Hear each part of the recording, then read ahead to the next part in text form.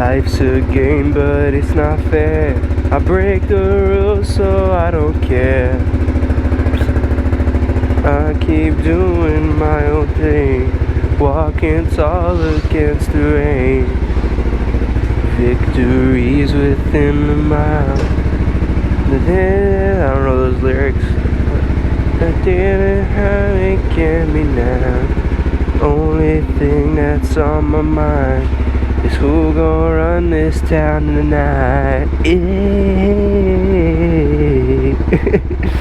So what's going on, you guys? Welcome back to the channel. I appreciate you stopping by. I appreciate you checking out the channel if it's your first time.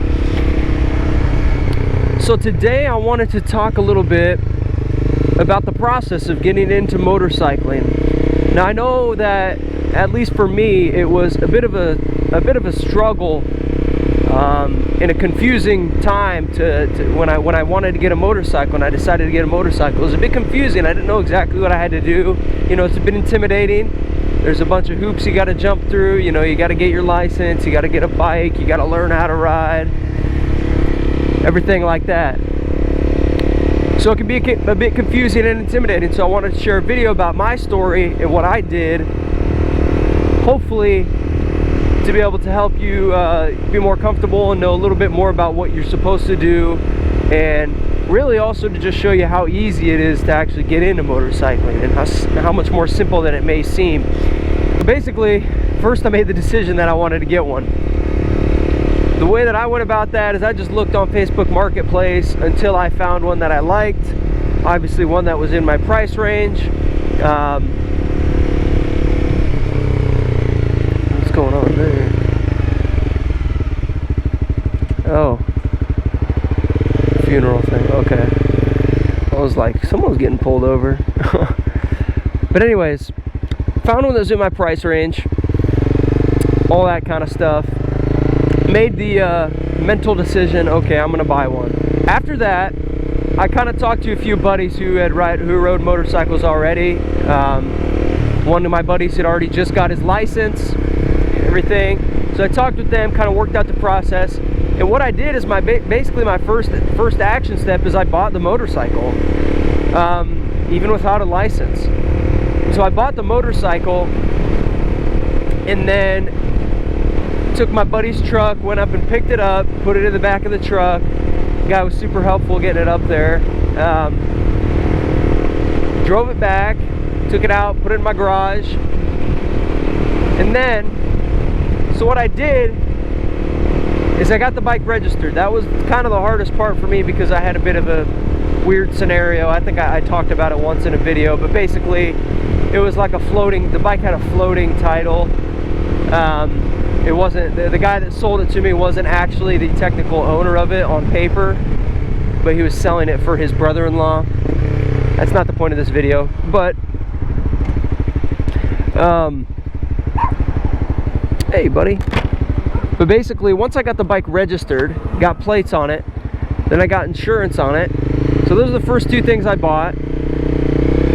Or, well, yeah, you do have to pay for registration. So got my plates, got my insurance on it. Now I'm still not licensed at this point, keep in mind. Then basically what I did is I watched a ton of YouTube videos, a ton of searches saying how to ride a motorcycle, beginners, whatever, blah blah blah. Looked at all those, watched them for a while, and basically just took this bike out around my driveway and on my street, and that's it. So I took it out, turned it on, worked on the first gear friction zone stuff that you'll see in pretty much any video that shows you how to ride a motorcycle. Eventually worked my way up, did a bunch of U-turns and stuff in my driveway, things like that. Basically just training myself to be able to do the basic stuff. Eventually I went up and down my street. I was getting into like second and third gear, and worked my way up from there. Once I eventually knew how to ride a little bit better, I had my buddy take me out to the DMV, where we looked at the actual course. But basically, my buddy then took me out to the DMV, and we went on the actual course, the actual like riding course that you had to take when you were training, or to pass basically the driving test for the motorcycle test. I went out with him. I had him ride the bike out there, and I just, because he had his license, so he was able to ride it out there. And then basically I just practiced up that course a little bit, you know, became more familiar with it. I think I actually went out there twice until I actually took the test. And then I went to, you know, the website, signed up on the DMV, you know, basically just went from there, you know. And the knowledge test, that really isn't that bad as long as you do a little bit of research and maybe do a little bit of studying with the little booklet that your state would give you. You should be fine with the knowledge test. It's like a 25 question quiz. You can only miss like 5 or something. So it's really not that bad at all in all, like when you think about it. So basically I would say get the bike. First get the bike, get it licensed or registered, I mean, get it insured. And then from there, basically I just taught myself through YouTube and through just practice, you know, safe practice. Obviously I wore a helmet and gloves and usually my gear when I was out there riding out there riding in full gear in my driveway, you know. But yeah, just learn yourself, and then if you can get a buddy that can, you know, that has the license, that can ride, and then take it out, get it on the course, actually get, you know, trained up on what you're going to be testing on. Then from there, you know, do your knowledge test, do your test with the DMV, whatever it is. If you do have to take a safety course, then obviously implement that in there. I would say, you know, you could probably do that after you'd gotten a motorcycle and learned a little bit by yourself on the on your street or on your driveway. Yeah, it's really that simple. And then I took the test, did the rider's test, and then I got my license. I walked away with it, and I actually rode my bike home that day after I took the rider's test and did all that. I will say, obviously this varies by state, so it's not going to be the exact same process depending on what state you're from or what country you're from. If you're from a different country overseas, I can't really help you at all. It may be a completely different process for all I know. Just don't be afraid to just jump right in, because that's kind of what you have to do, even though it may seem a little bit intimidating at first and confusing. Believe me, I was there and I understand that. I want to make sure all the grounds are covered on this one, because I understand. I want everybody who watches this to feel confident and comfortable with going out and making that purchase, knowing what they're doing, knowing their next steps. I will say, as a side note, make sure you have like all your bike's mechanical functions and electronic functions working. Everything has to be working on your bike, depending on how lenient the DMV is, or the DOT. I think it's the DOT in this case. Yeah, DOT. Depending on how lenient they are.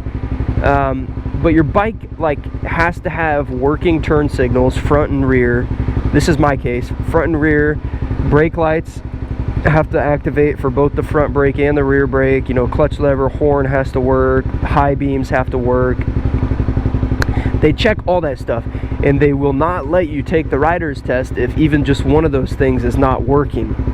There was a guy that was there, he was taking his test on this massive Harley, like 1300 or something, and his left turn signal, I think it was one of his turn signals, didn't work on the front beam. Like he had one of these like little front lights on it on the front of his windscreen, and just one of them didn't work, and they wouldn't let him take the test.